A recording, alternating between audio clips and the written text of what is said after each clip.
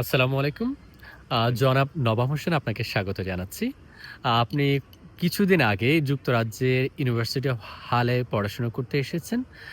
আমরা বিভিন্ন সময় শিক্ষার্থীদের কাছ থেকে যে প্রশ্নটি পাই যে, আইএলটিএস ছাড়া এমওআইটি যুক্তরাজ্যে আসা যাবে কিনা? এই বিষয়টা সম্পর্কে আপনার থেকে জানতে চাইবো যেহেতু আপনার বাস্তব অভিজ্ঞতা আছে। যুক্তরাজ্যে পড়াশোনার জন্য ইংরেজির গুরুত্ব কতটুকু? আচ্ছা, প্রথমত হচ্ছে এমওআই দিয়ে যুক্তরাজ্যে আসা যায়। এটা ট্রু। বাট এমওআই দিয়ে আসে কারা? যারা হচ্ছে মানে আইএলটিএস দেয় না বা কোনো ইংলিশ প্রফিসিয়েন্সি টেস্ট যারা দিয়ে আসে না তারা হচ্ছে এমওআই দিয়ে আসে। সো আমরা হচ্ছে নরমালি আমরা বাংলাদেশে যারা পড়াশোনা করি, এমওআইটা কখন কার্যকর হয়? যখন আমার একাডেমিক যে ইয়াগুলো ছিল সেখানে যখন আমার ইংলিশ ব্যাকগ্রাউন্ড থাকে। অ্যাজ এ আমি যদি একটা বিবিএর কথা বলি, আমি হচ্ছে department of accounting and information system ডিপার্টমেন্টে পড়াশোনা করছি। সো এটার হচ্ছে সম্পূর্ণ একাডেমিক পড়াশোনাটা ছিল ইংলিশ ব্যাকগ্রাউন্ড। বাট ইংলিশ হইলেও আমরা কিন্তু আসলে ইংরেজির সাথে কিন্তু আমরা ততটা ফ্যামিলিয়ার না। ঠিক আছে? সো এমওআই দিয়ে কিন্তু এই দেশে আসা যায়। কিন্তু এই দেশে আসার পরে আপনি যদি ইংলিশ ইংরেজি ভাষাটা যদি আপনার দক্ষতা না থাকে, আপনি যদি ইংরেজি ভাষায় যদি কথা বলতে না পারেন, যেহেতু এটা একটা as a English language country, সেক্ষেত্রে এখানে কিন্তু আপনার প্রতিটা স্টেপে আপনি ঘর থেকে বের হওয়া থেকে শুরু করে ঘরে ফেরা পর্যন্ত সব ক্ষেত্রে কিন্তু আপনার ইংরেজিটা আপনার মাস্ট দরকার। আর বিশেষ করে যারা এমওআই দিয়ে আসে তাদের কি সমস্যাটা হয়? যেমন আমার সাথে আমার অনেক স্টুডেন্ট আছে, ফ্রেন্ডস আছে যারা এমওআই দিয়ে আসছিল, তাদের কি সমস্যা ফেস করতেছে তারা? প্রথম সমস্যা হচ্ছে তারা যে ইউনিভার্সিটির যে ক্লাসগুলো, তারা ক্লাসগুলো কিন্তু কোনোটাই তারা বুঝতে পারে না। যেহেতু তাদের ইংরেজি কোনো চর্চাটা নাই, সেক্ষেত্রে তারা যখন লেকচারার যখন তার লেকচারটা ডেলিভার করে, সেক্ষেত্রে সে কিন্তু লেকচারটা কিন্তু বুঝে উঠতে পারে না। এটা একটা মেইন একটা সমস্যা।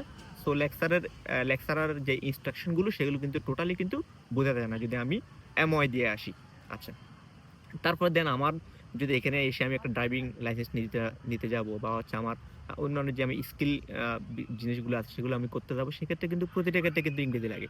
ইভেন আমি যখন বাসে উঠবো, বাস থেকে নামবো, আমি রাস্তায় হাঁটবো, আমি একটা শপিং সেন্টারে যাবো, আমি কিছু কিনতে যাবো, সেক্ষেত্রেও কিন্তু আমার ইংরেজিটা মাস্ট এখানে দরকার। কারণ আমার যেহেতু এখানে ইংরেজি ছাড়া কেউ অন্য কোনো ভাষা কিন্তু আপনাকে বুঝতেছে না। সো আপনাকে কিন্তু এক্সপ্লেইন করতে হবে ইংরেজিতে। এখন আপনি যদি একটা সেন্টেন্স মনে করেন আপনি ইংলিশটা ভালোভাবে জানেন না, সেক্ষেত্রে আপনি আপনার মতো করে বললেন, কিন্তু সে ইংরেজির কথাটা মিনিংটা অন্যভাবে চলে গেল। সেক্ষেত্রে কিন্তু সে অনেক ক্ষেত্রে দেখা গেছে অনেকে আপনার উপর রাগ করতে পারে। ঠিক আছে? সো আপনি কিন্তু আপনার ফ্রেশ মাইন্ডে আপনি একজনকে একটা কথা বললেন, বাট ইংরেজির কারণে সেটার সেন্টেন্সটা অন্যদিকে চলে গেল। সেক্ষেত্রে সেটা নেগেটিভ ভাবে নিয়ে ফেলতে পারে। সো এটা কিন্তু ইম্পোর্টেন্ট। সো আপনি এমওআই দিয়ে আসতে পারেন ঠিক আছে। বাট আপনার ইংরেজি শিখাটা মাস্ট দরকার। তো সেক্ষেত্রে অনেকে আমার সাজেশন হচ্ছে কেউ যদি আইএলটিএস এক্সামটা নাই দিতে চান যে আপনি এমওআই দিয়ে আসবেন, সেক্ষেত্রে আপনার জন্য সাজেশন হচ্ছে আপনি সাথে, সাথে স্পিকিং কোনো একটা কোর্স করে আসা অবশ্যই। যে হ্যাঁ, আমি হয়তো অন্যগুলো বাদ দিলাম। আমার স্পিকিং কোর্সটা ইংরেজি যে স্পিকিং কোর্স সেটা আমি করে আসি। আ আমরা বিভিন্ন সময় দেখি আইএলটিএস ভালো স্কোর থাকলে কি সুবিধা এখানে আসলে? আচ্ছা, আইএলটিএস ভালো স্কোর থাকলে যেটা হয়, যেহেতু হাই র‍্যাংক যে ইউনিভার্সিটি গুলো আছে তারা কিন্তু আইএলটিএস রিকোয়ারমেন্টটা কিন্তু বেশি থাকে। So 6.5 plus. 6.5 প্লাস থাকে। হাইয়েস্ট যে র‍্যাংক ইউনিভার্সিটি গুলো আছে। সেক্ষেত্রে আমার যদি আইএলটিএস স্কোরটা যদি বেশি থাকে, সেক্ষেত্রে আমি হাইয়েস্ট র‍্যাংক যে ইউনিভার্সিটি গুলো আছে সেগুলো আমি এপ্লাই করতে পারবো। ইভেন ভালো যে সাবজেক্ট আছে সেই সাবজেক্ট আমি এপ্লাই করতে পারবো। একই সাথে যে লন্ডনের যে ক্যাম্পাস গুলো আছে সেখানে কিন্তু আমি আসতে পারবো। আপনার যদি আইএলটিএস স্কোরটা লো থাকে, সেক্ষেত্রে আপনাকে লো র‍্যাংক ইউনিভার্সিটি, ইভেন এমওআই দিয়েও কিন্তু খুব ভালো ইউনিভার্সিটিতে আসা যায় তা কিন্তু না। এমওআই দিয়ে দেখা গেছে একটু লো র‍্যাংক ইউনিভার্সিটিতে আসতে হয়। আসতে হয়। সো আবার আমরা অনেক সময় দেখি যে আইএলটিএস যত ভালো স্কোর আমরা দেখি তাদের স্কলারশিপ অনেক বেশি পায় তারা। অর্থাৎ টিউশন ফিসটা অনেক কমে যায়। হ্যাঁ, সাম্প্রতিক সময় আমি একটা স্টুডেন্ট দেখেছি যে 7.5 সে যে ইউনিভার্সিটি এপ্লাই করেছে তার টিউশন ফিস ইনস্ট্যান্ট ৳৫,০০০ তার স্কলারশিপ দিয়ে দিয়েছে 7.5 থাকাতে। আবার একটা স্টুডেন্টের আইএলটিএস স্কোর 5.5 তার টিউশন ফিস প্রায় ৳১৭,০০০ আর 7.5 হওয়াতে তার টিউশন ফিস ১৩,০০০ চলে আসছে। আচ্ছা। এখানে বিষয়টা হচ্ছে আইএলটিএস স্কোর যখন বেশি থাকবে তখন তারা বুঝে নিবে যে আপনার ইংরেজির যে প্রফিসিয়েন্সিটা আছে সেটা আপনার খুব ভালো।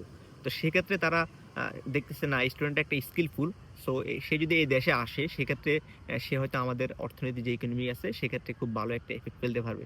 সো সেক্ষেত্রে তারা কি করে ইউনিভার্সিটি থেকেই তারা একটা আ উম ডিসকাউন্ট দিয়ে দেয়। আইএলটিএস স্কোর যদি বেশি থাকে সেক্ষেত্রে 7, 7.5 অর 8 বেশি থাকলে যেহেতু তাদেরই দরকার, আ তারা আপনার তাদের ইকোনমিতে আপনি একটা ভালো একটা ইফেক্ট করতে পারবেন, সেক্ষেত্রে তারা কিছু টাকা বা কিছু কম নিতেই পারে। সেক্ষেত্রে কিছু আমাদের কিন্তু এই সুবিধাটা হয় যে আমি ভালো পরিমাণে একটা স্কলারশিপ পাওয়া যায়। সো এক্ষেত্রে একটা বিষয়।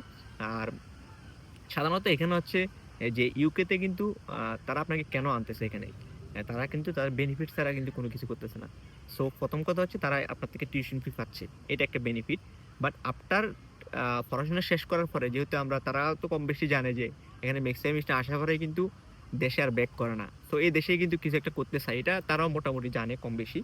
সো তারা চাচ্ছে হচ্ছে আমার একটা স্কিলফুল লোক আমার এখানে আসুক, যারা আমার ইকোনমিতে হেল্প করতে পারবে। সো তারা স্কিলফুল লোকটাই খোঁজে। আর যেহেতু এখানে জাস্টিফাই করার কোনো আহামরি কিছু নেই, তো আইএলটিএস স্কোরটা যদি বেশি থাকে তখন বুঝতে পারে যে না, সে আমাদের সাথে কি কোপ আপ করতে পারবে। সো এই ক্ষেত্রে হচ্ছে বিভিন্ন ইউনিভার্সিটি গুলো কিন্তু ভালো পরিমাণে স্কলারশিপ দিচ্ছে আইএলটিএস স্কোরটা বেশি থাকলে।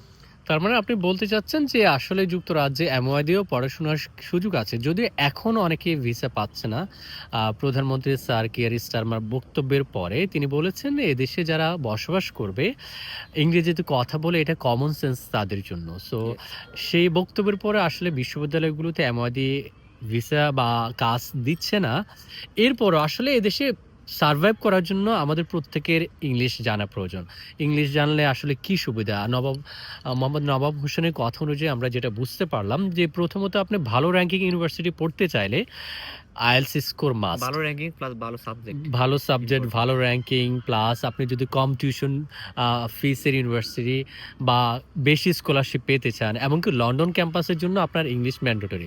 পাশাপাশি তিনি বলেছেন যে আপনি যদি ড্রাইভিং লাইসেন্স করতে চান কিংবা আপনার নিত্য প্রয়োজনীয় যে কাজগুলো আছে লন্ডনে, প্রতিদিনের যে কাজগুলো, বাসে ওঠা, আপনার শপিং করে, প্রত্যেকটি জায়গায় আপনাকে ইংলিশে কথা বলতে হবে এবং কথা বুঝতে হবে। সো এইজন্য আসলে আমরা বাংলাদেশ থেকে একটু সময় নিয়ে, একটু প্রস্তুতি নিয়ে যদি ইংলিশে এক্সপার্ট হয়ে আসতে পারি, এদেশে সার্ভাইভ করা অনেক বেশি সহজ হয়ে যাবে। আরেকটা বিষয় হচ্ছে এখানে যে আপনি যদি জব খুঁজতে চান, সেক্ষেত্রে আপনাকে ফার্স্ট প্রায়োরিটি ওরা জিজ্ঞেস করবে আপনি ইংলিশ পারেন কিনা, ইংলিশ প্রফিসিয়েন্সির দক্ষতা কিনা। এটা কিন্তু তারা ফার্স্ট প্রায়োরিটি দেখতে চায়। সো আপনি যদি ইংলিশ না জানেন, সেক্ষেত্রে আপনার জন্য একটা কি দুইটা জব আছে। হয়তো আপনি হয়তো ওই যে কিচেন পটার বা হচ্ছে ডিশ ওয়াশ এই টাইপের কাজগুলো আপনার, ক্লিনার এই মানে টাইপের কাজ ছাড়া আপনি মাইনর কোনো কাজ জব পাবেন না। আরকি, যেটা মাইনর আমরা জব। অড জবও হ্যাঁ, অনেকে অড বলে জব থাকি। যেটা বলে, যে আ যে ক্ষেত্রে হচ্ছে কি কোনো ইংলিশ লাগে না, আপনি জাস্ট কষ্ট পরিশ্রম করলে হয়।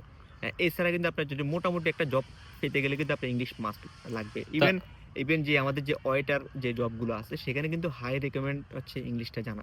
ঠিক আছে? এটা কিন্তু তার মানে অনেক তার রিকমেন্ড। মানে আপনার কথা অনুযায়ী আমরা বুঝতে পারছি শুধুমাত্র আপনার ইংলিশ হলে ভালো ইউনিভার্সিটি, ভালো কোর্স বা বেশি স্কলারশিপ বা আপনি লন্ডন ক্যাম্পাস এমন না। আপনি জবের ক্ষেত্রে ইংলিশ ম্যান্ডেটরি। এমনকি আপনি যদি ইংলিশ ভালো না হন ক্লাসরুমে টিচারের লেকচারে বুঝবেন না। সো আসলে ইংলিশ ছাড়া যুক্তরাজ্য তথা লন্ডন এখানে আসলে আপনি ভালো কিছু করা আপনার জন্য অনেক কঠিন হয়ে যাবে। সো আপনারা যারা যুক্তরাজ্যে পড়াশোনা করতে আসতে চান, মোহাম্মদ নবাব হোসেন সাম্প্রতিক সময়ে এসেছেন। তার বাস্তব অভিজ্ঞতা থেকে তিনি যে কথাগুলো বলেছেন, ইংরেজি খুব ভালোভাবে শিখে আসা উচিত। ইংলিশে যদি আপনি এক্সপার্ট হতে পারেন, তাহলে এদেশে আপনার জন্য এদেশটা আসলে খুব সিম্পল বিষয় মনে হবে। আদারওয়াইজ আপনার জন্য অনেক কঠিন হয়ে যাবে এখানে সার্ভাইভ করা। আচ্ছা, আরেকটা জিনিস এড করি। অনেকে হয়তো বলে যে হচ্ছে ইউকেতে আসলে কোনো জব নেই।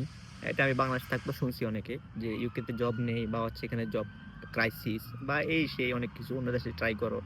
বাট এখানে এসে আমার যেটা মনে হলো যে আসলে জবের কিন্তু অভাব নেই। কিন্তু ওই যারা অনেকে দেখেছে এমওয়াই দিয়ে আসে বা হচ্ছে ইংলিশ ভালোভাবে বলতে পারে না, তাদের জন্য আসলে জবটা আসলে লিমিটেড। ওই যে বললাম জাস্ট ২-১ টা পোস্ট ছাড়া আর কোনো তেমন কোনো জব নেই। বাট আপনি যদি ইংলিশ জানেন, সেক্ষেত্রে আপনার হয়তো এখানে এসে ১০-১৫ দিন ২০ দিনের মধ্যে কিন্তু আপনি ইজিলি জব ম্যানেজ করে নিতে পারবেন। যদি ইংলিশটা জানা থাকে। সো যারা আসলে ওই সমস্যাগুলো পড়ে, তাদের ক্ষেত্রে হয়তো এমন মনে হয় যে এখানে আসলে জব নেই। অথচ এখানে কিন্তু জব কিন্তু এভেইলেবল। ধন্যবাদ নবাব হোসেন আমাদের সাথে যুক্ত হওয়ার জন্য। আমাদের আ সম্মানিত শিক্ষার্থী যারা ভবিষ্যতে পড়াশোনা করতে চান যুক্তরাজ্যে, তাদের জন্য আপনার মূল্যবান পরামর্শ দেওয়ার জন্য। আবারও ধন্যবাদ। ধন্যবাদ জানাচ্ছি।